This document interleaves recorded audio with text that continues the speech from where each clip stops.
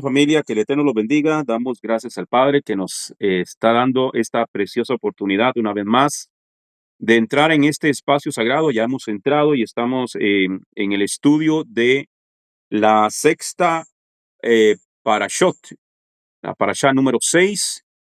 Esta semana nos corresponde la parashá Toldot. Amén. Esta parashá se encuentra en el libro de Bereshit, el libro del Génesis, va desde el capítulo 25, Génesis capítulo 25, versículo 19, hasta el capítulo 28, versículo 9. Ahí se encuentran ubicadas las 7 aliyot. Amén. La lectura de la Haftarah y la lectura de la Brit Hadashah. Ok, bien, dar, vamos a orar para dar gracias al Padre por este precioso tiempo. Amén. Oramos. Baruch Adonai Kamevora Leolam Baet. Baruch Ata Adonai Eloheinu Melech Haolam. Asher Bahar Banu Mikol Ha'amin. Benatan Lanu et Torato. Baruch Ata Adonai Divrei HaTorah. Bendito es Adonai, quien es bendito por siempre jamás. Bendito eres tú, Adonai, Elohim nuestro, soberano del universo, que nos ha escogido de entre todas las naciones y nos has entregado su Torah. Bendito eres tú, Adonai, donador de la Torah.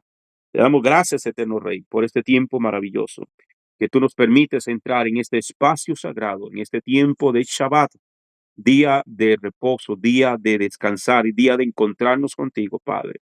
Te pido que bendigas a tu pueblo, donde quiera que se encuentre, en todas las naciones, que bendigas la casa de Israel, Padre amado, y oramos por tu pueblo escogido, Israel, la nación, por tu ejército, el ejército de Israel. Padre amado, oramos por los secuestrados que están cautivos, en cautiverio. Te pedimos que los regreses pronto a casa, sanos y salvos, Padre. En el nombre y por los méritos de Yeshua HaMashiach, Padre. Que toda atadura, toda ligadura y todo obstáculo que el enemigo quiera poner para que en esta noche no podamos recibir tu palabra, reprendemos toda malicia del diablo en el nombre de Yeshua. Padre, te damos gracias, eterno Rey. Bendice a cada familia, a cada hermano, a cada hermana que están aquí y a aquellos que han de escuchar esta enseñanza, Padre amado. Te pido que tu palabra entre en lo más profundo del corazón y que remuevas en cada uno de nosotros lo que tienes que remover y que plantes en nosotros la buena semilla y que esta semilla dé fruto en abundancia. En el nombre y por los méritos de Yeshua HaMashiach. Amén y amén. Bien, estamos en la parashá Toldot. Amén. Bien, entonces, el nombre Toldot significa generaciones o descendencias en el idioma hebreo.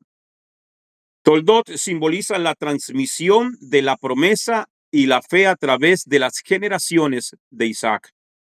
Toldot refleja cómo las acciones y decisiones de cada generación impactan en la siguiente, destacando la importancia espiritual en la herencia, la fe y la providencia divina.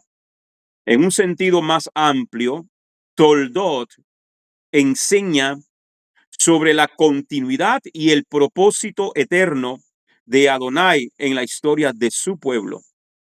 La Parashat Toldot relata la vida de Isaac y su familia.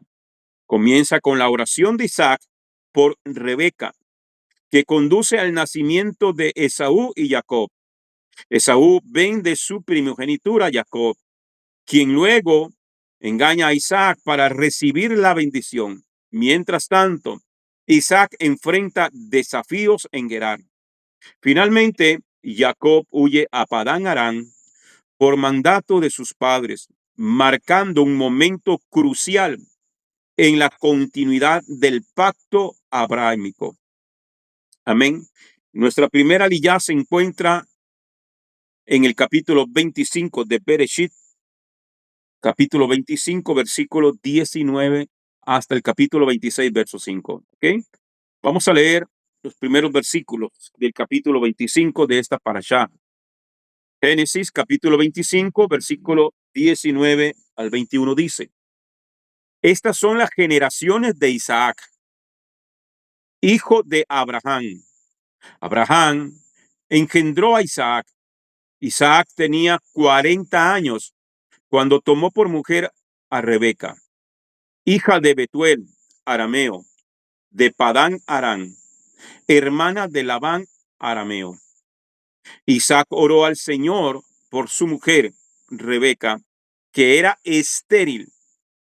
Lo aceptó el Señor y Rebeca concibió. ¿Okay? Entonces, hay un comentario en la Torá que dice, muchas de las mujeres hebreas han sido estériles. Yo no sé si a usted le ha llamado la atención, pero desde Sara y varias matriarcas eran estériles. ¿Ok? Muchas de las mujeres hebreas han sido estériles. Sara, Ribka, que es Rebeca, Rachel, que es Raquel, y Hannah, Ana, la madre del profeta Samuel. Todas ellas eran estériles. Abraham y Sara tuvieron que esperar más de 70 años para ver respuesta a sus oraciones. Isaac y Rebeca tuvieron que esperar 20 años antes de tener hijos. Raquel tenía que esperar 14 años antes de tener hijos y Ana fue estéril durante 19 años, según el Midrash. En el Pasuk 26, en el versículo 26, está escrito que Isaac tenía 60 años cuando su esposa dio a luz a Esaú y a Jacob. Esto significa que Isaac tuvo que esperar durante 20 largos años, porque él se casó a los 40 años. Entonces, a los 60 años fue cuando pudo mirar a sus hijos nacer. 20 años, ¿ok? Hubo 20 años de espera hasta ver el cumplimiento de la promesa de que la descendencia de Abraham iba a multiplicarse. Esto nos enseña varias cosas. ¿Qué nos enseña esto? Número uno, que el camino con el Eterno no es camino fácil. Las cosas no son, hermanos, muchas veces como nosotros pretendemos que sean, ¿cierto? Muchas veces el camino se nos torna difícil, queremos a veces ver respuestas inmediatas, hermano, y desde Abraham uno comienza a ver que el camino no es fácil. Eh, Hay veces que cuando el Eterno nos habla de una o de otra manera, creemos que ya al día siguiente esa promesa se va a cumplir. El Eterno me ha hecho promesas a mí, hermano, y yo tengo más de 30 años solamente en el ministerio, como 34 años casi, y, y hay promesas que el Eterno me ha dado desde que empecé, desde que yo comencé, y todavía no las he visto cumplirse. Pero la escritura dice que fiel es el que lo prometió. Fiel es el que lo prometió. La Biblia dice que Él es fiel y que Dios no es hombre para que mienta, ni hijo de hombre para que se arrepienta. Entonces, durante ese proceso de espera que nosotros vivimos y que a veces nos desespera, ¿verdad? Porque queremos las cosas ya, es una preparación espiritual, es una preparación emocional, mental, de madurez en todos los ámbitos de nuestra vida. Tiene que haber una madurez espiritual, una madurez moral, una madurez como persona. Y a veces, hermano, nosotros mismos somos los que atrasamos esos planes porque en la desesperación a veces nos lleva a que esos planes y propósitos de Dios no que se cancelen, sino que se atrasen en nuestra vida. Tenemos que someternos y también esperar en Él. Amén. Entonces, que el camino al Eterno no es un camino fácil.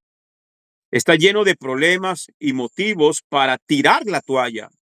El camino de la fe consiste en confiar en el Eterno para poder superar todos estos problemas y ver cambios radicales en los momentos de crisis de la vida. Es un comentario del doctor Itriel. Número dos, el camino de la fe, el camino de la emuná. Ya sabemos lo que es emuná. Tanto de Abraham como de Isaac consistía en confiar en el Eterno para la solución de cada problema que humanamente era imposible resolver. Es interesante ver que las palabras del Eterno a Moshe en Shemot capítulo 6, Éxodo, capítulo 6, versículo 3. Mire lo que dice en Éxodo, eh, en Éxodo capítulo 6, versículo 3. Yo me aparecí a Abraham, a Isaac y a Jacob como el Shaddai. No me hice conocer a ellos por mi nombre, que es Yud He Bat He. Abraham no conoció el nombre del Eterno, porque aquí, según lo que dice la escritura misma, este es el Señor hablando, Adonai hablando con Moisés. Para una pregunta que me hizo una hermana esta mañana. Sobre el nombre del Eterno, que por qué aparece el nombre en Génesis si es que se revela hasta el Éxodo. Sí, pero es que en el Éxodo a quién se le reveló fue a Moisés. Ahora, ¿quién escribió Génesis, Éxodo, Levítico, Número y Deuteronomio? Moisés. Por eso es que en Génesis aparece el nombre. Pero dice aquí que a Abraham, ni a Isaac, ni a Jacob, el Eterno les reveló el nombre. Él se dio a conocer a ellos como el Shaddai. Amén. Como el Shaddai. No están dando una clara expresión a la multiforme gracia de Yuhei al hacer este tipo de referencias y al manifestar aparte de su carácter detrás de un apelativo o nombre. El Shaddai significa, la palabra Shaddai, el Shaddai significa el todo suficiente, el todopoderoso. Eso es lo que significa Shaddai, el todo suficiente. Entonces, cuando usted y yo tenemos al Shaddai como nuestro Elohim, como nuestro Dios, como nuestro juez, como nuestro supremo, como nuestro todo, Él es el Shaddai, el todo suficiente, el todopoderoso. ¿Quieres ser feliz? Tú necesitas al Shaddai. ¿Estás enfermo? Tú necesitas al Shaddai. ¿Tienes necesidad de cualquier ámbito? Necesita al Shaddai, el todo suficiente, el que lo llena todo en todo. ¿Sí me entiende? El que lo llena todo, eso es lo que significa el Shaddai. Él es el que abarca todo. Él lo llena todo. De hecho, el nombre Yuhei cuando le habla a Moisés a través de la zarza, cuando Moisés le dice, y si los hijos de Israel en Egipto me preguntan quién me envía, el Señor le dijo, dile que yo soy el que soy. Asher ayer, ayer ser ayer. Yo seré el que seré. Que va muy asociado con el Shaddai.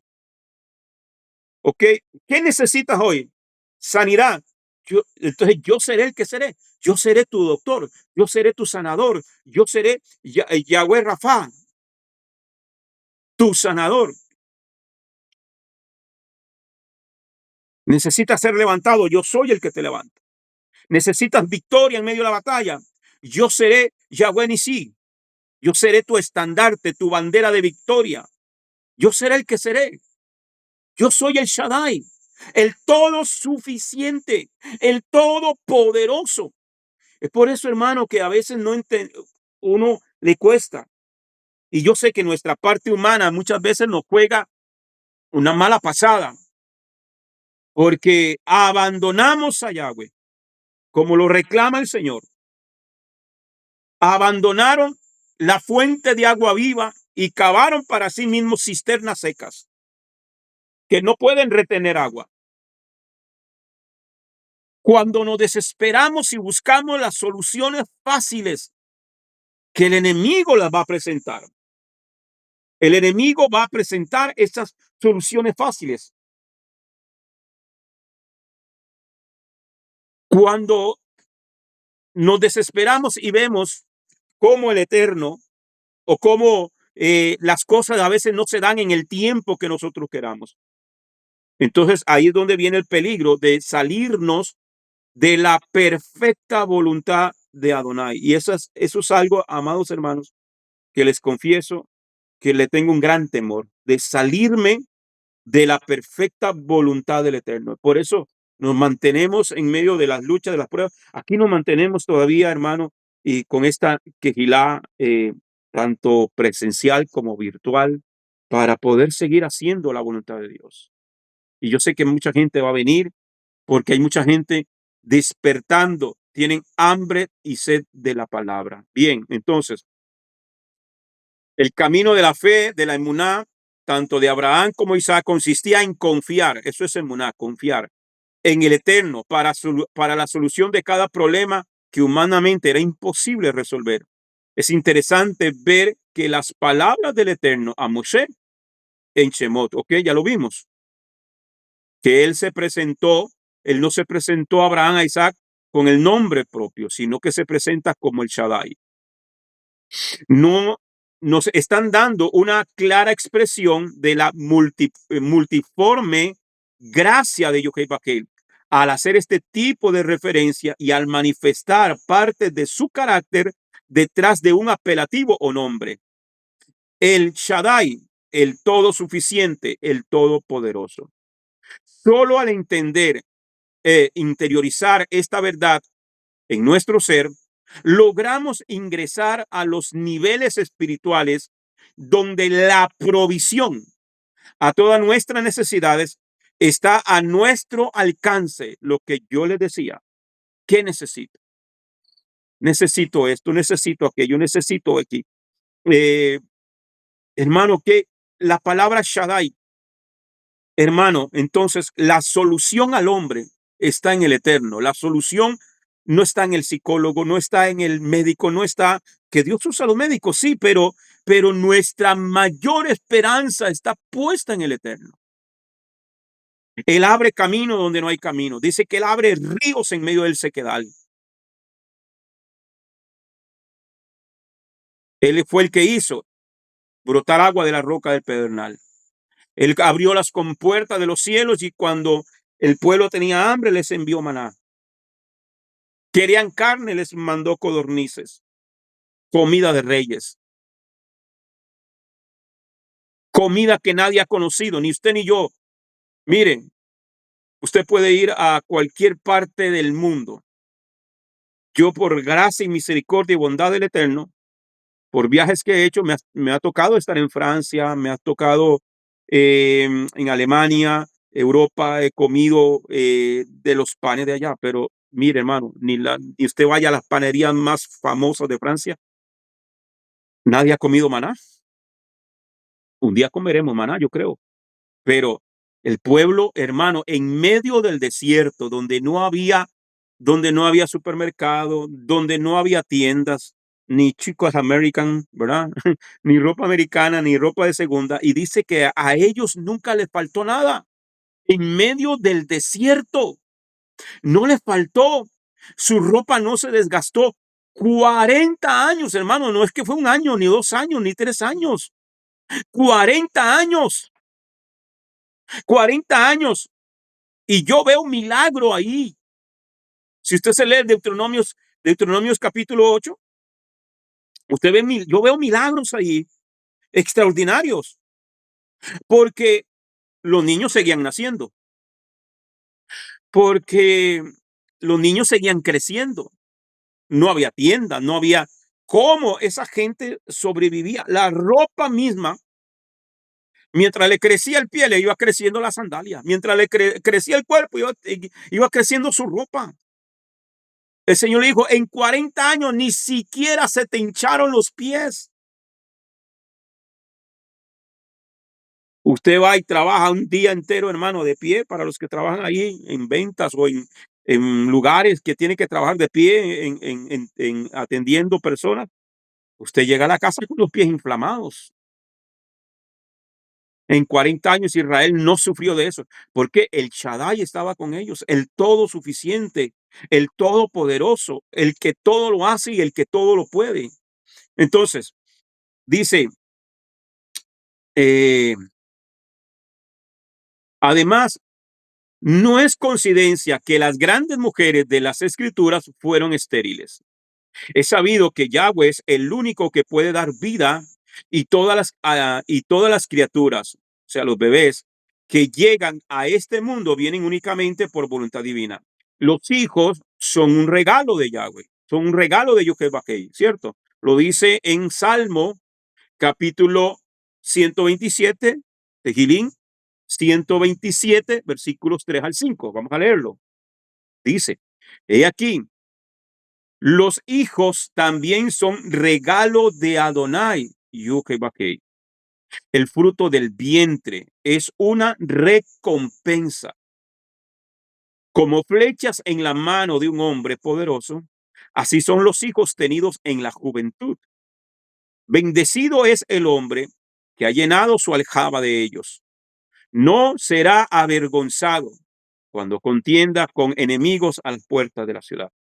El caso de la esterilidad ha llamado nuestra atención al verla establecida en las mujeres de mayor rango espiritual en la escritura, debido al eminente valor que ellas poseían en el desarrollo del plan bíblico.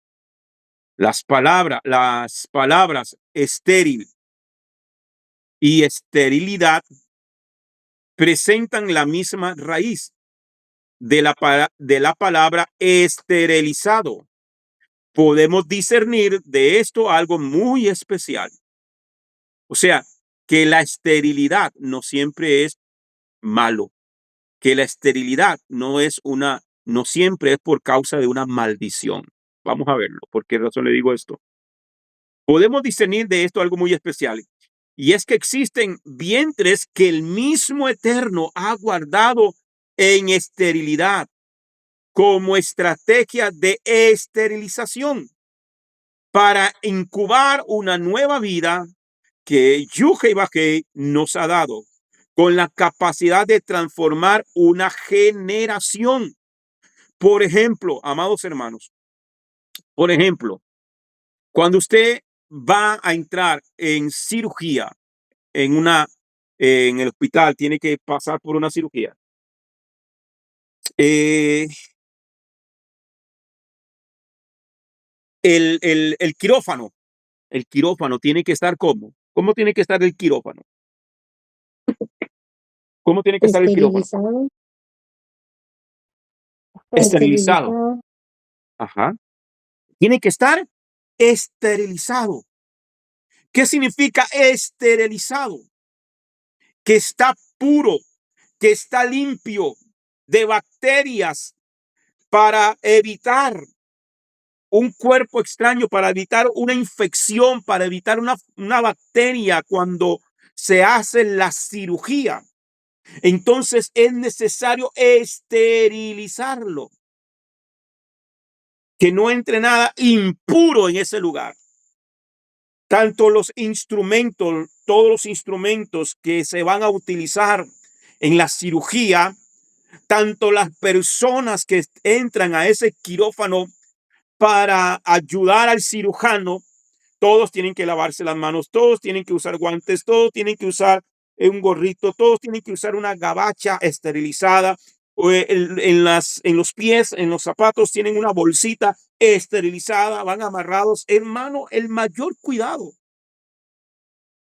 Entonces, quiere decir que el Eterno también guardó esterilizado los vientres de estas mujeres porque ellas iban a ser el instrumento para dar vida a personajes de gran importancia que marcarían la historia de Israel y del mundo entero.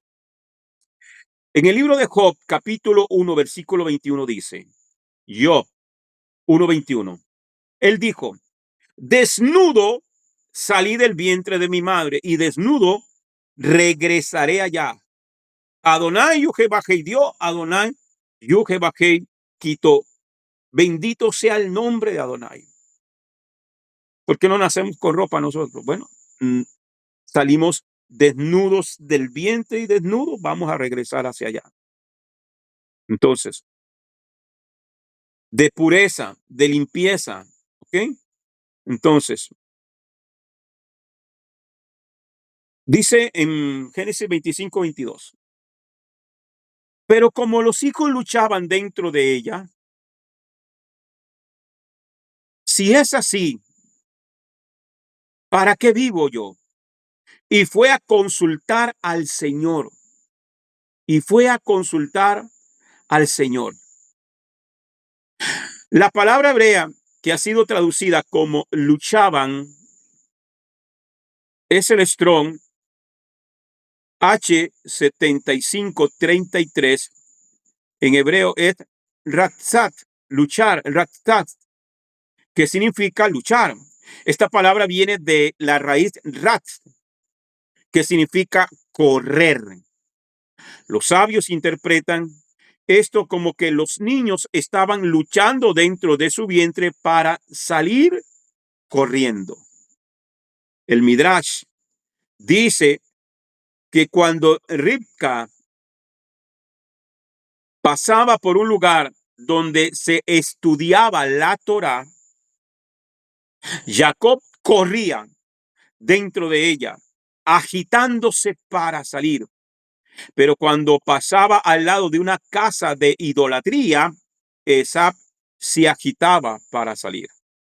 Los dolores de ella eran tan fuertes que se preguntaba para qué oraba pidiendo un hijo. Si hubiera sabido que el embarazo iba a ser tan difícil, no hubiera orado. Porque ella fue la única, porque ella fue la única mujer que sentía estas cosas duramente el embarazo. Al final tomó la decisión de ir a preguntar al Eterno. O sea que los dolores y la molestia que ella sentía no eran normales. Y a esto lo pueden entender mejor las mujeres, las hermanas que están aquí y que han sido madres, lo pueden entender mejor que cualquiera de nosotros. Solamente una madre puede entender esto. Entonces, usted que ha vivido ese embarazo por 9 meses y usted sabe la molestia, no era una patadita normal que de todo embarazo de los niños que se mueven dentro. O sea, imagínese la desesperación que esta mujer pudo haber sentido. Y no era un bebé que tenía dentro, eran dos. Entonces era una lucha, era una batalla que le causaba una terrible dolor y desesperación. Esa mujer no dormía, esa mujer no tenía paz. Tanto para ir a consultar al Eterno, para saber qué era lo que estaba ocurriendo en ella. Entonces, los dolores de ella eran tan fuertes que se preguntaba para qué oraba pidiendo un hijo. Si hubiera sabido que el embarazo iba a ser tan difícil, no hubiera orado. Porque ella fue la única mujer que sentía estas cosas durante el embarazo. Al final tomó la decisión de ir a preguntar al Eterno. ¿A dónde fue? Según el Midrash, incluyendo el libro de Yazar, fue a la tierra de Morá y consultó a la casa de Shem y Eber. Ellos le dieron una respuesta divina. Recordemos que Shem, según la tradición, Shem era el Melquisedec, el que se encontró con Abraham después de derrotar a los 5 reyes cuando rescató a Lot. Este Shem era el Melquisedec de la época y tenía una yeshiva o una casa de estudio. ¿Okay? Entonces, y junto con Ebre, ellos le dieron una respuesta divina. El Midrash cuenta que Ribka había sido destinada para dar a luz las 12 tribus de Israel, pero por sus constantes quejas durante su embarazo perdió ese privilegio y fue dado a las 4 esposas de Jacob. Amén. Según el comentario del doctor Kriel Blant. Esto es un comentario, ¿verdad? Bereshit 25:23 dice, y el Señor le respondió, 2 naciones hay en tu seno, 2 pueblos divididos desde tus entrañas. Un pueblo será más fuerte que el otro pueblo, y el mayor servirá al menor. Esta lucha estaba dada por el hecho de que eran dos naciones. Estas jugarían un papel muy importante en la historia y lo siguen jugando hasta el día de hoy, un papel sumamente importante. Todo lo que vemos hoy en Israel y el conflicto árabe-israelí es por este motivo. Jacob es el padre de Israel y Esab es el padre de Edom. ¿Quién es Edom? El que forma el imperio de Roma. Entonces aquí vemos, hermano, también donde implica lo espiritual. ¿Ya? Lo espiritual. La rivalidad de estas dos naciones está dada porque tendrían ideologías diferentes hasta el punto de ser irreconciliables. Irreconciliables. Debemos entender que desde el vientre ya el Eterno había determinado direcciones, ¿ok? Entonces, para que entendamos un poquito, de Jacob salen las 12 tribus de Israel. De Esaú sale Edom, lo que conocemos como Roma, ¿ok? Como Roma.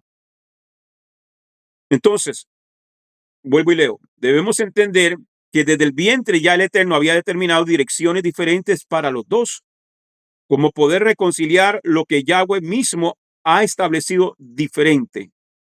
Solo nos queda a través del conocimiento de todo el plan bíblico identificar los poderosos propósitos del Eterno detrás de cada una de sus decisiones. Bereshit 25:25 dice, Génesis 25:25, el primero salió pelirrojo. Era todo velludo como una pelliza. Y le pusieron por nombre Esaú, Esab en hebreo. Esab, Esaú.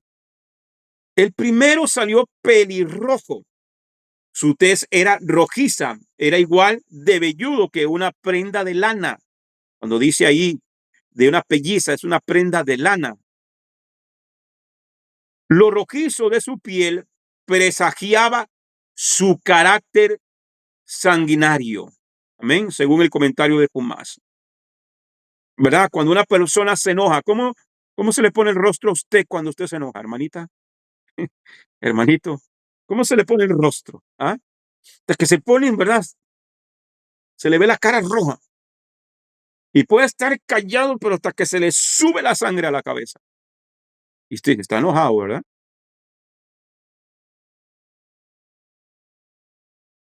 Y según el comentario del Humás, a Bereshit 25:25, en la página 134 de Rashi, dice que por ese motivo, eso hablaba del carácter que tendría ese niño, rojizo.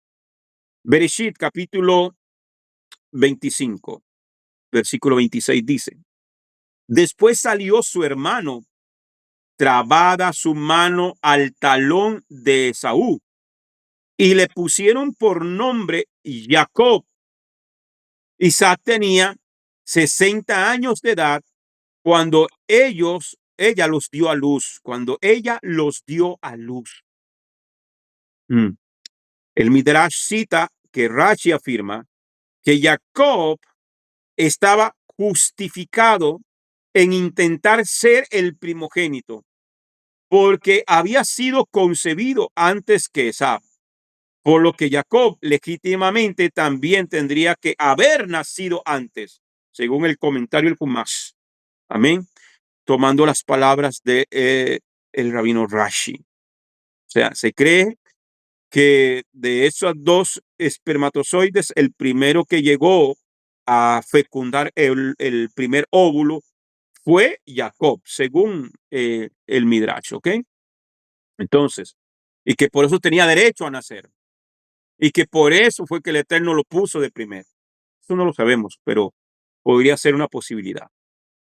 Bereshit 25:27 dice, crecieron los niños, Esaú fue diestro en la casa, hombre del campo, pero Jacob era hombre tranquilo, que habitaba en tiendas. ¿Ok? Aquí vemos que había una diferencia muy marcada entre estos dos hermanos. Uno era diestro cazador, mientras que el otro era un hombre manso, un hombre tranquilo. La palabra usada para cazador en este pasaje es el Strong H6718 y utiliza la palabra hebrea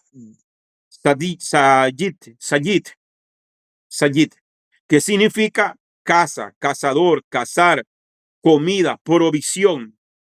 Pero esta a su vez viene del Strong 6679, sud, que significa yacer al lado, espera.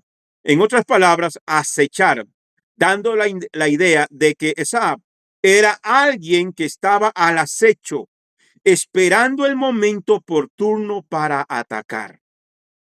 Jacob, por su parte, era un manso, lo contrario de su hermano.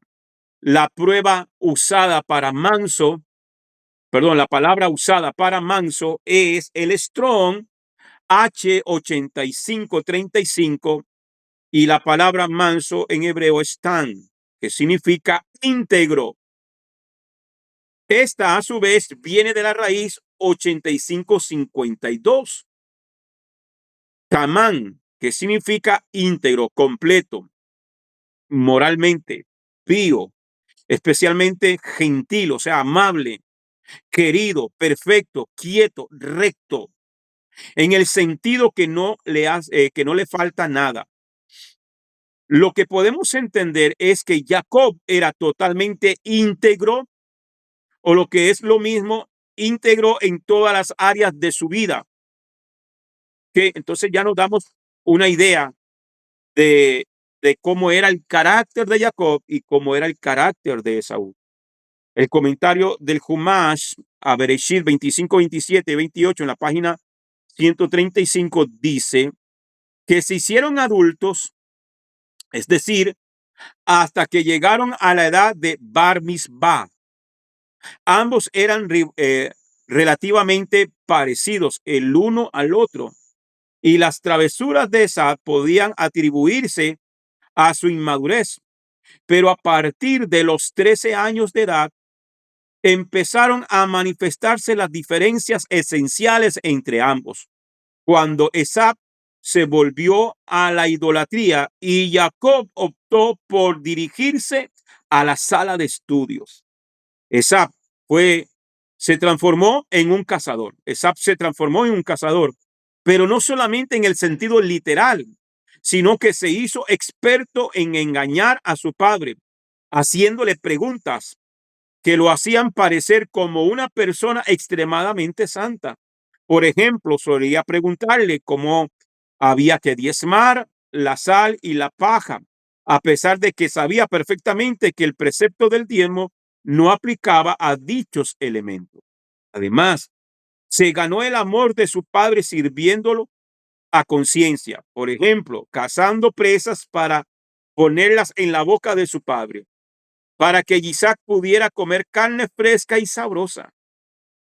Por su parte, Jacob era una persona de gran integridad moral, que decía lo que pensaba y que nunca se comportaba arteramente, y pasaba todo el tiempo en las tiendas de estudio de Shem y Eber.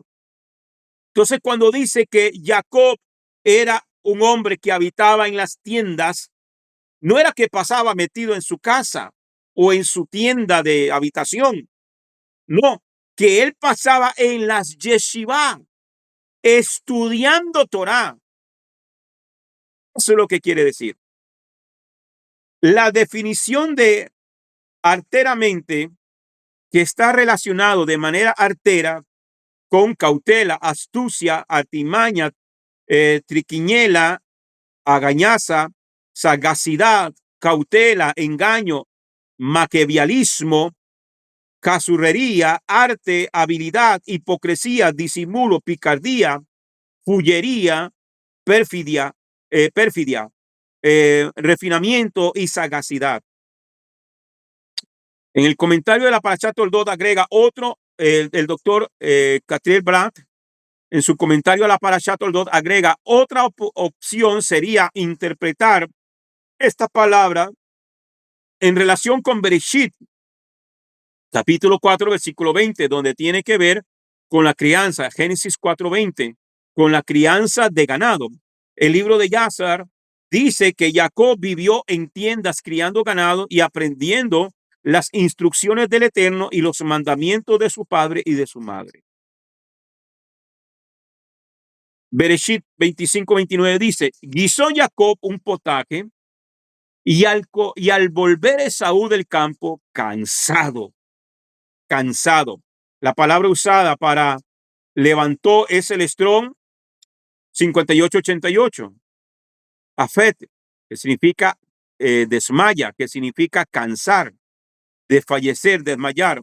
Por lo tanto, podemos entender que Esaú estaba a punto de desmayarse producto del hambre y del cansancio. ¿Ok? El doctor dice en el comentario, según el Talmud, era el día de la muerte de Abraham y Jacob, con 15 años de edad, estaba preparando una sopa de lentejas para consolar a su padre. Las lentejas son usadas para dar a personas que están de luto. Según el Midrash, Esab volvió del campo agotado después de haber matado a Nimrod y 2 de sus hombres, según el Midrash, ¿verdad? El comentario. Bereshit capítulo 25, versículo 30 al 31 dice, dijo a Jacob, te ruego que me des a comer de ese guiso rojo, pues estoy muy cansado. Por eso fue llamado Edom, que significa rojizo. Jacob respondió, véndeme en este día tu primogenitura. El título de primogénito, que ya lo hemos estudiado bastante nosotros acá, hacía que el que lo tuviera recibiera un trato especial, es decir, el primogénito tendría más derechos y beneficios que los demás.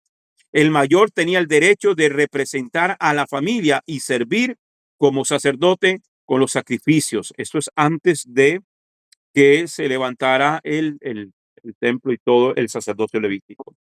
El comentario al Jumash, a Bereshit, capítulo 25, versículo 29 al 34, dice, por cuanto antes de la época del Mishkan, en la tienda de reunión, los primogénitos eran los que llevaban a cabo el servicio de los sacrificios. Jacob se dijo, ¿acaso este malvado se presentará a ofrendar los sacrificios, a ofrendar los sacrificios? Ese fue el motivo por el cual hizo todo lo posible para obtener la primogenitura. Bereshit capítulo 25, versículo 32 al 34 dice, entonces dijo Esaú, me estoy muriendo. ¿Para qué pues me servirá la primogenitura? Dijo Jacob, júramelo en este día. Él se lo juró y vendió Jacob su primogenitura. Entonces Jacob dio a Esaú pan y del guiso de lentejas. Él comió, bebió, se levantó y se fue. Así menospreció Esaú la primogenitura. ¿Qué es menospreciar? ¿Qué significa la palabra menospreciar? No darle valor. No valoró su derecho al primogénito. Lo vio como cualquier cosa. Y eso fue para condenación suya. Cuando las cosas están bien, todos son fieles a Yuhebahei y su palabra. Pero en los momentos difíciles es donde se observa de qué está hecha una persona. Es ahí precisamente donde los frutos reales salen a la luz. Ahí es. Porque, hermano, cuando las cosas marchan bien, cuando tenemos que comer en casa, cuando tenemos buen dinero en la billetera, cuando tenemos en la cuenta bancaria, en la tarjeta estamos full y no nos hace falta nada, hermano. Ahí es fácil decir aleluya y gloria a Dios. Pero cuando vienen los momentos difíciles, necesidad, de hambre, de que no tienes ni cómo pagar tu alquiler, que no tenemos ni siquiera cómo alimentar a la familia. Hermano, es duro. Ahí es donde se pesa el corazón. Ahí es donde se pesa el alma de la persona. Ahí es donde meten en balanza nuestra emuná. Ahí es donde somos probados. Pedro dice que nuestra fe, así como el oro, que aunque es perecedero y es probado por fuego, de igual manera nuestra fe tiene que ser probada por fuego. Primera de Pedro 1:7 lo dice. En Devarim, en Deuteronomios capítulo 8, el Señor le habla a Israel y le dice: acuérdate por el camino que te trajo Adonai estos 40 años por el desierto. ¿Quién metió a Israel al desierto? Moisés, Josué, no, fue Adonai, fue Elohim. Elohim es el que te lleva al desierto. ¿Para qué? Dice, para probar tu corazón, para probarte, para saber si habrías de guardar o no sus mandamientos. Ahí es donde Adonai nos lleva. Y no conozco a uno en el camino del Eterno que no haya tenido que pasar un desierto. Hemos llorado en el desierto. Nos hemos afligido en el desierto. Yo solo le he dicho a mi Dios: Señor, dame las fuerzas. Si tú no me ayudas, yo no puedo. Pero si tú me ayudas, yo lo puedo. Yo seguiré adelante a pesar de, en medio de, porque es en la prueba, hermano, donde te van a llegar los ofrecimientos de negocios medios turbios. Aquí en casa, cuando hemos pasado alguna situación, hermano, y a la puerta han llegado a ofrecer montones de cosas. Yo le he dicho a mi mamá: no, no se meta en eso, no agarre eso, no compre eso. Y hasta el sol de hoy, hasta el día de hoy, hasta este día, amado hermano, yo no puedo decir que me acosté con hambre. Y si en algún momento me he acostado sin comer, es porque necesito bajar de peso, nada más. Pero siempre hay algo y hay que estar agradecido con el Padre. Lo vemos el mejor ejemplo es Job. Cuando a Job vienen y le dan la noticia: tus hijos murieron. ¿Qué hizo Job? Le dolió, claro. Lloró, me imagino que sí. Pero en medio de su dolor, en medio de su tristeza, Job levantaba sus manos y él decía: Adonai dio, Adonai quitó, sea el nombre de Adonai bendito.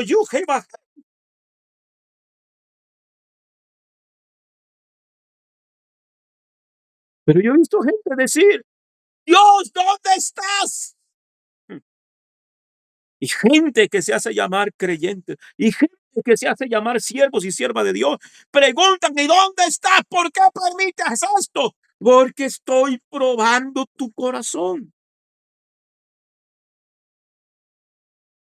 Qué fácil, hermano, es dar gracias con la barriga llena. Como dice el dicho, barriga llena, corazón contento. Es fácil. Claro que hay que dar gracias al Padre. Hay que estar agradecido con el Eterno.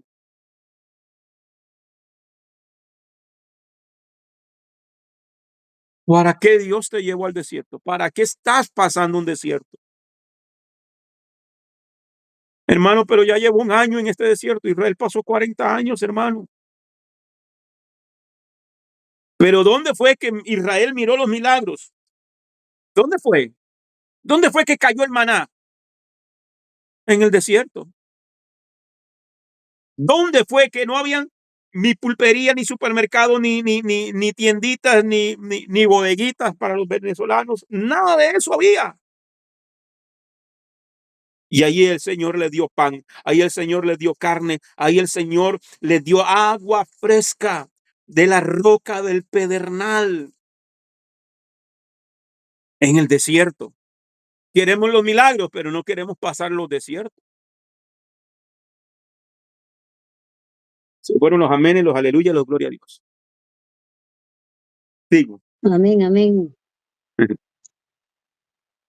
sigo por acá.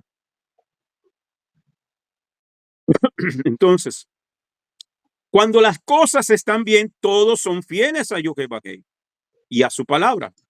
Pero en los momentos difíciles es donde se observa de qué está hecha una persona. Es ahí precisamente donde los frutos reales salen a la luz. Es ahí. Es ahí, en los momentos difíciles, donde vas a conocer el carácter de la persona. Es ahí donde vas a conocer la fe, la integridad, la emuná de una persona. Cuando todo está bien, no. Cuando va todo mal. Cuando las cosas no nos salen. Cuando las cosas están, como decimos popularmente, perdón la expresión, patas para arriba. Ahí es donde vamos a reflejar quiénes somos de verdad. Es allí.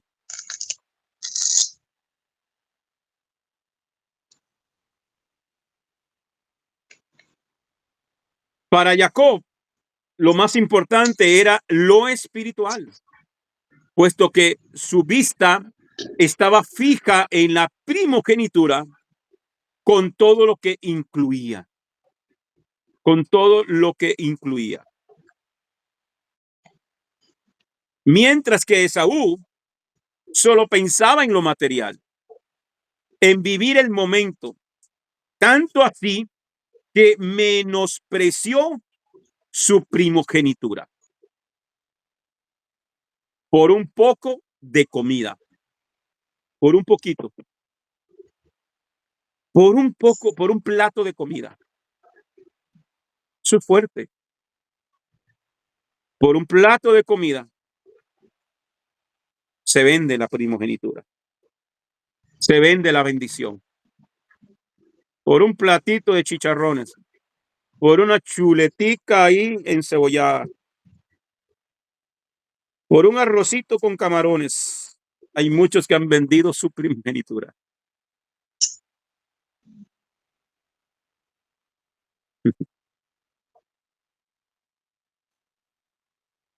La palabra usada para menospreciar es el Strong H959. En hebreo es basá, basá, que significa desestimar, abatir, desechar, despreciable, tener en poca estima, menospreciar, poco, vil. Es decir, que vio a su primogenitura como algo vil, despreciable, desechable y todo lo que ya leímos. Qué increíble, hermano. Qué increíble. Bereshit 26 del 1 al 2 dice. Génesis 26 del 1 al 2. En aquel tiempo hubo hambre en la tierra, además de la primera que había habido en los días de Abraham. Y se fue Isaac a Gerar, a donde estaba Amimelec, rey de los filisteos. Allí se le apareció el Señor y le dijo: no desciendas a Egipto, habita en la tierra que yo te diré. Debido a la hambruna, Isaac decidió bajar a Egipto, como lo hizo su padre. Debe, hermano, todo lo que hace el padre lo va a hacer el hijo. Pero Yahweh se lo impidió. La palabra usada para bajar es el Strong 3381, es yarat, que es usada tanto literal como figurativamente, que significa caer o descender, etcétera.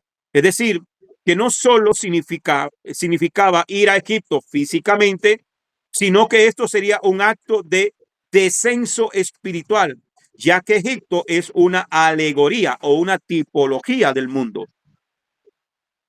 Por eso el Eterno se lo prohíbe. El comentario del Humash a Bereshit, capítulo 26, versículo 2, dice: cuando Isaac fue atado al altar, pasó a ser comparado con una ofrenda de elevación, o sea, un holocausto que se consume por completo sobre el altar. Así como esa ofrenda no puede ser sacarse del patio del templo, Isaac tampoco podía salir del suelo sagrado de la tierra santa. El Midrash dice que por esta razón fue consagrado de una manera especial y no podía bajar a Egipto. Su consagración al Eterno, porque había sido hablado y dedicado desde que estaba en el vientre, y cuando fue atado en aquel altar, era una ofrenda que ya era como que si se hubiese hecho. Estaba consagrado al Eterno, y nadie consagrado al Eterno puede descender a Egipto. Nadie consagrado al Eterno que me diga que está consagrado al Eterno, sirviendo al Eterno, nada tiene que ir al mundo. ¿Sí me está entendiendo, verdad? Por eso vuelvo y dice la Escritura: no améis al mundo ni las cosas que están en el mundo. Si alguno ama al mundo, el amor del Padre no está en él. Amén. Primera de Juan, capítulo 2, versículo 15 lo dice: no améis al mundo, no practiques lo que practica el mundo, no haga lo que hace el mundo, no te metas con lo del mundo. Están en el mundo, dijo Mashiach Yeshua, están en el mundo, pero no son del mundo. Eso tiene que tenerlo claro un hijo y una hija de Adonai. No estamos en el mundo, sí, pero no somos del mundo. Y esa fue la oración que hizo Mashiach Yeshua por sus discípulos. Y todos nosotros nos hacemos llamar discípulos suyos. Un discípulo de Adonai, un siervo y una sierva de Dios, nada tiene que tomar del mundo. Estamos en el mundo, mas no somos del mundo. Este mes que viene ya el domingo, a esto hay que amarrarse mucho. Hay gente que le cuesta, pero este año, hermano, va a ser una prueba grande para muchos. Hay que mantenernos, Señor dijo, sé fiel hasta diciembre. ¿Cuándo dijo él? Sé fiel hasta cuándo. ¿Mm? ¿Qué dice? ¿Mm? Apocalipsis 2:10, ¿qué dice? Sé fiel hasta cuándo. Hasta el fin, paz. Hasta la muerte. Hasta la muerte.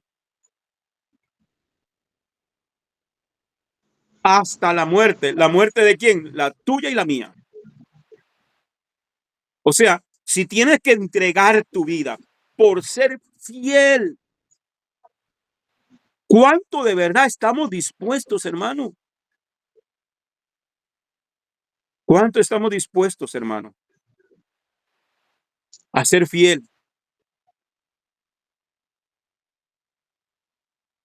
Esa fidelidad al Eterno tiene que estar por encima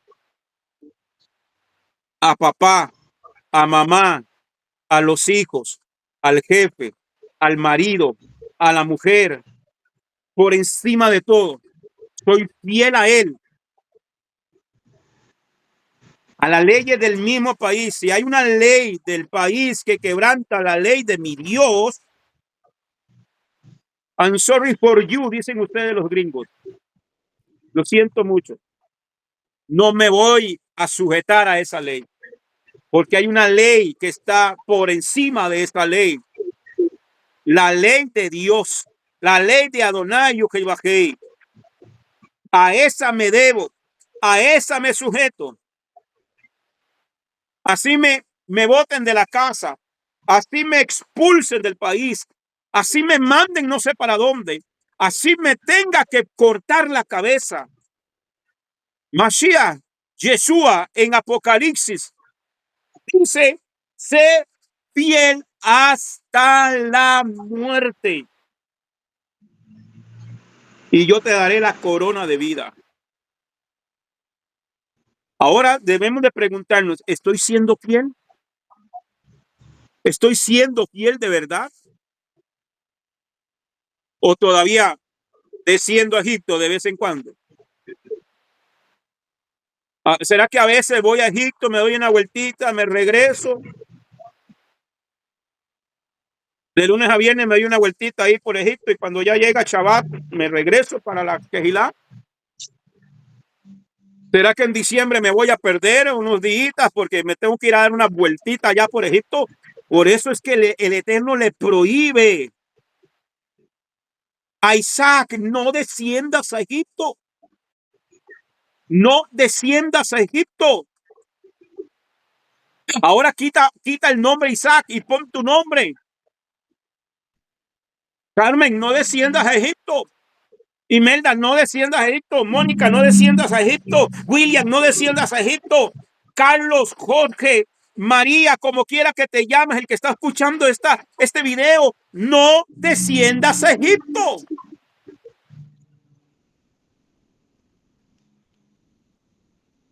Pero hay hambre, pero hay necesidad, pero no desciendas a Egipto.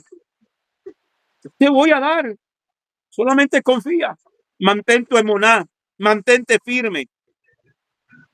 Que me están presentando un negocio, sí, pero ese negocio va en contra de la honra al Eterno. Mantente firme. No desciendas a Egipto. No hagas alianza. No hay comunión la luz con las tinieblas.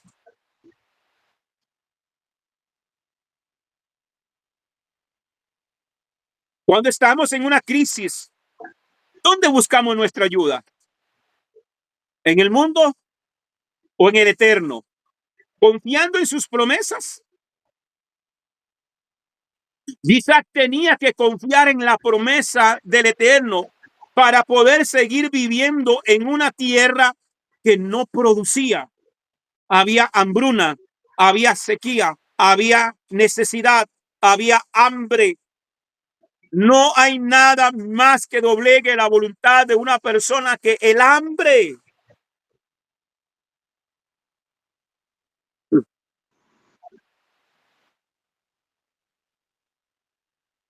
Pero tenía una promesa. Pero tenía una promesa. Y usted y yo también tenemos la misma promesa.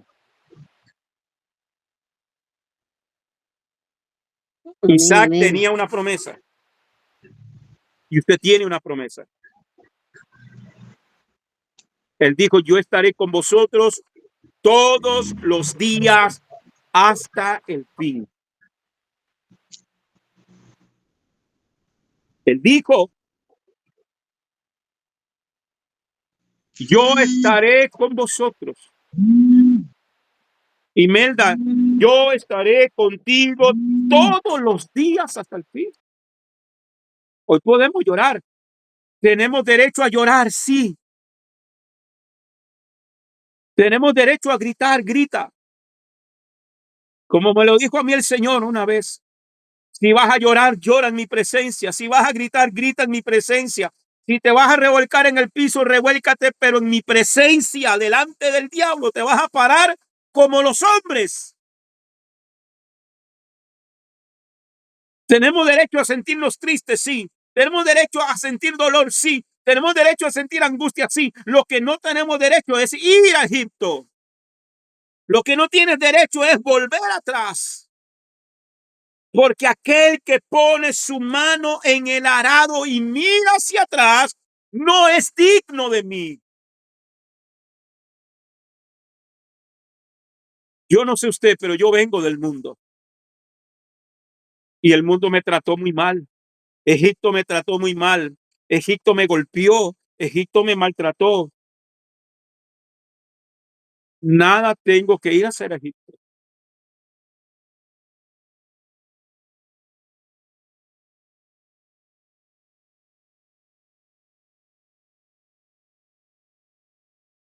Mashiach Yeshua dijo en Lucas 9:62, el que pone su El que mano en pone el su arado. mano en el arado. Cerremos micrófonos, por favor. Tenemos micrófono, por favor. El que pone su mano en el arado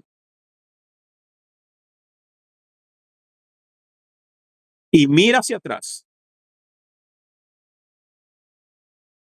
ya no es digno de mí. No es apto para el reino de los cielos. Bereshit 26:3 dice, le dijo el Eterno a Isaac, habita como forastero en este país. Yo estaré contigo y te bendeciré. ¿Dónde? Ahí, donde no había nada. Ahí, donde estaban pasando hambre. Ahí, donde había sequía. Ahí, donde había hambruna. Yo estaré contigo y te bendeciré. Porque a ti y a tu descendencia daré todas estas tierras y confirmaré el juramento que hice a Abraham, tu padre. Entonces, no estoy viendo nada. Aquí no hay nada, pero tengo una promesa y me tengo que mantener firme, siéndole fiel a él. Esta es la promesa a la cual Isaac tenía que aferrarse, que sin importar lo que pase, Yahweh suplirá.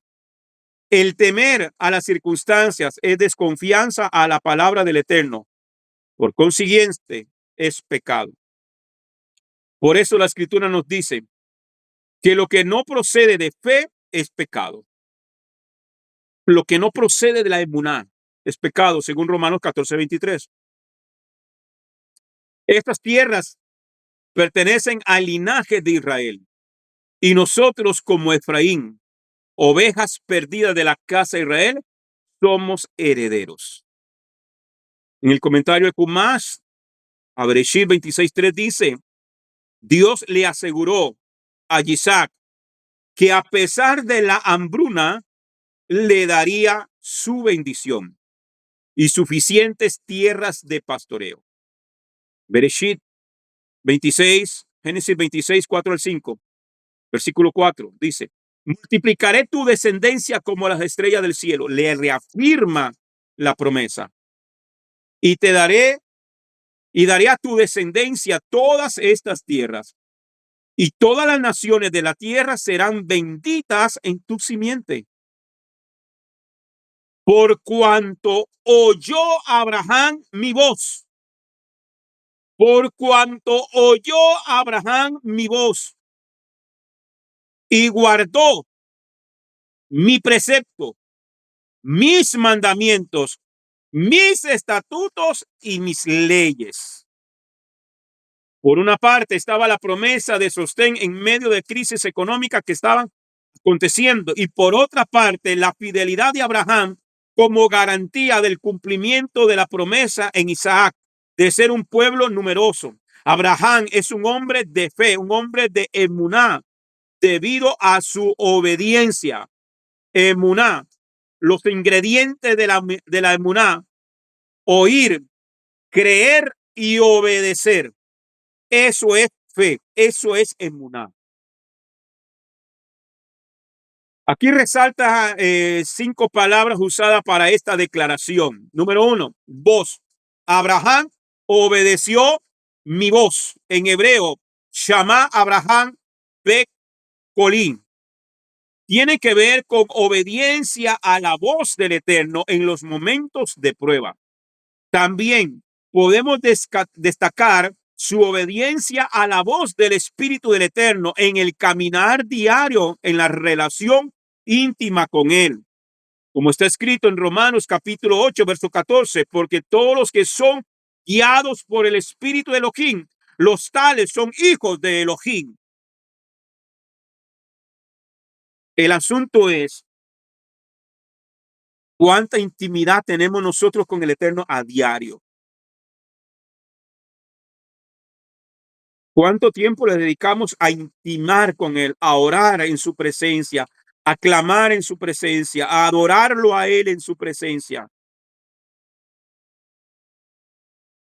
Sin oración, sin búsqueda, sin ayuno, sin sometimiento, no podremos oír la voz de Dios. Número 2, guardar. Y guardó mi ordenanza. En hebreo, ba yismor mishmarti. Literalmente significa y guardó mi guardia. Según Rashi, tiene que ver con decretos de prohibición relacionados con las prohibiciones de la Torá, incluyendo las legislaciones rabínicas posteriores. Sin embargo, no todos los rabinos comparten esta última opinión.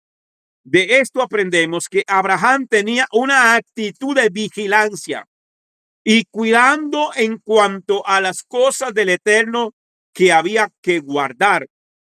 Y yo le puedo aquí añadir a este comentario, amados hermanos, que no solamente Abraham se guardaba él, sino que era vigilante con los de su casa, sino que era vigilante con sus criados, sino que era vigilante que los que estaban bajo su cobertura, bajo su sombra, bajo su guianza, bajo su enseñanza, tenían que guardar lo que él guardaba. Eso es ser vigilante. Tú no puedes decir que tú eres un siervo y una sierva de Dios, pero estás permitiendo en tu casa la mundanalidad, que estás permitiendo en tu casa, porque es tu casa. La mentira, el engaño, la soberbia, la borrachera, la inmundicia, el adulterio, la fornicación, que el hijo venga y haga lo que le dé la gana en tu casa.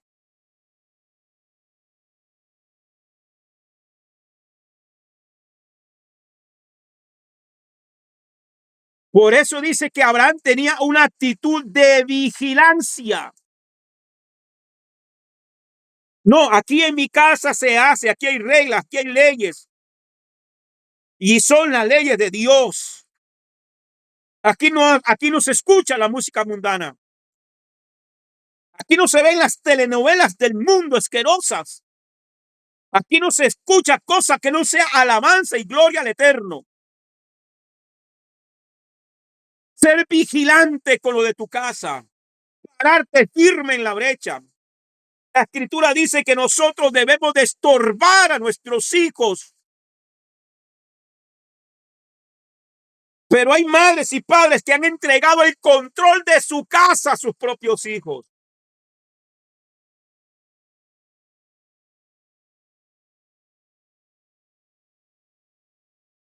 No podemos entregar el control, así sea quien sea. Que fueron los amenes, los aleluya y los gloria a Dios otra vez. Fuerte, fuerte, paz, muy fuerte, fuerte. De esto aprendemos que Abraham tenía una actitud de vigilancia y cuidado en cuanto a las cosas del Eterno que había que guardar ahí en su campamento, ahí en su tierra, ahí en su casa. Número 3, mandamientos, mis mandamientos. Aquí se encuentra la palabra misbot para mandamientos, que normalmente incluye todos los mandamientos del Eterno. Sin embargo, Rashi dice, le da aquí un significado limitado, refiriéndose a las leyes de carácter social que son naturales para el ser humano, como el no robar, el no derramar sangre, etcétera. Las leyes de carácter social normalmente son llamadas mishpatim en la Torá. ¿Qué más guardó Abraham? Estatutos. mis estatutos. Estatutos en el hebreo es hukotai. Son aquellos mandamientos que no tienen explicación lógica, contra los cuales se revela la inclinación al mal más que contra los otros mandamientos. Por ejemplo, no comer cerdo y no vestir mezcla de lana y lino. No hay una explicación en la Torá. ¿Por qué? Y la gente le pregunta, hermano, ¿pero por qué? ¿Por qué no puedo hacer? Es como los niños, ¿verdad? Se le dice al niño, mire, no se coma eso. ¿Pero por qué? ¿Y por qué no puedo? ¿Puedo ir a tal lado? No, no puede. ¿Por qué? Porque no puede simplemente. Ahí sí hay mandamientos que el Señor nos ha dado. Los hukim. Simplemente es obediencia. El Señor dijo, no lo hagas. No te tiene que dar una explicación. Simplemente Él sabe lo que nos conviene y lo que no nos conviene. Y si Él te dice, no lo hagas, no lo hagas. Y si Él te dice, hazlo, pues hazlo.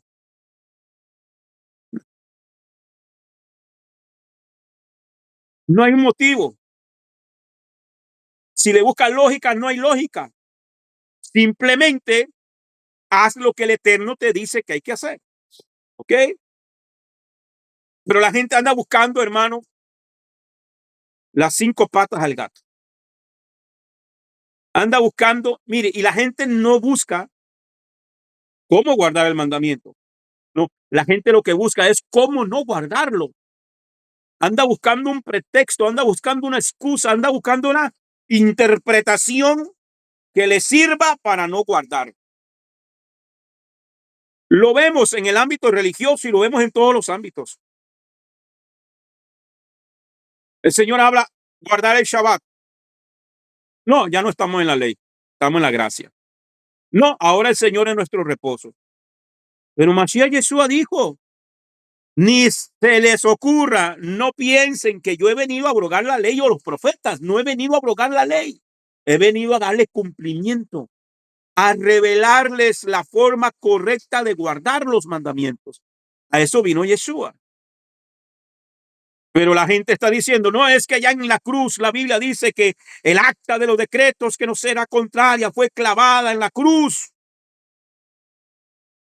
Te invito a ver el seminario Pablo y la ley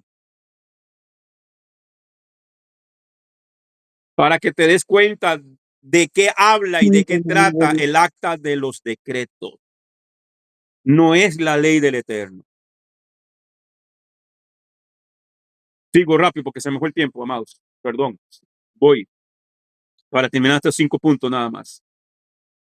Estatutos, mis estatutos, Jucotai, son aquellos mandamientos que no tienen explicación lógica, contra los cuales se revela la inclinación al mal más que contra los otros mandamientos. Por ejemplo, no comer cerdo y no vestir mezcla de lino. No hay lógica. Número 5, leyes. Y mis leyes en hebreo, betorotai, betorotai, de la palabra Torah, que significa instrucción, enseñanza. Según Rachi, se refiere tanto a la Torah, que luego fue escrita en el Sinaí, como a la Torah oral, que también fue dada en Sinaí. Estos cinco palabras corresponden a los 5 libros de Moshe. En Bereshit, la voz del Eterno habla con los hombres muchas veces. En Shemot se encuentran 2 eventos muy importantes que hay que guardar. Número 1, Pesach. Y número 2, Shabbat.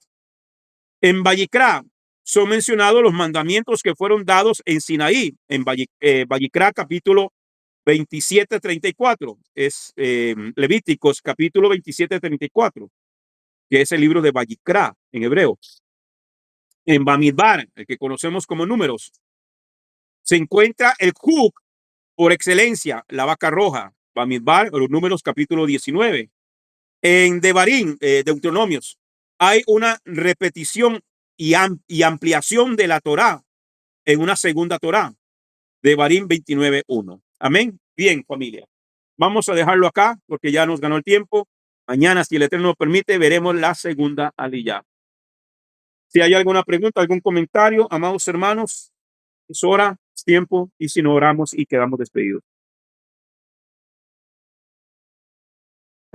Sí, paz, sí, paz. Sí, tengo una preguntita.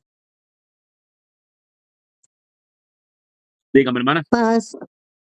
Es que al principio usted dijo algo de la sal, del diezmo de la sal, y no le entendí qué significaba eso. No, que según el comentario que hace el Midrash, que Esaú hacía preguntas como para aparentar delante de Isaac que él era muy santo, ¿ya? Entonces, Ajá. que él hacía preguntas, ¿y cómo se diezma de la sal? ¿Y cómo se diezma de tal otra cosa ahí? Que el diezmo, o sea, no se diezmaba de la sal y de otras especies, no se diezmaba. Entonces, pero que él hacía estas preguntas como para aparentar delante de su papá que él era muy santo, ¿ya? Entonces era una forma hipócrita, según el comentario del Midrash, ¿ves? Ya, ya, ya está ahí en paz. Es que yo qué raro, no he escuchado eso del diezmo de sal, y yo, ay, no, ¿qué es eso? Pero, Ajá. bueno, está bien por la explicación. Gracias, paz. Amén, amén. ¿Alguien más?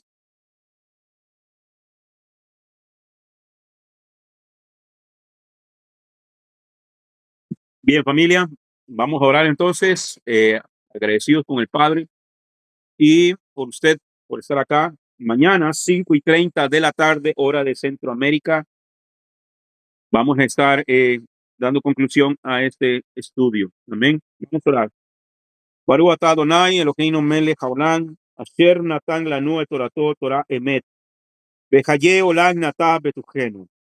Baruch atah Adonai, divrei haTorah.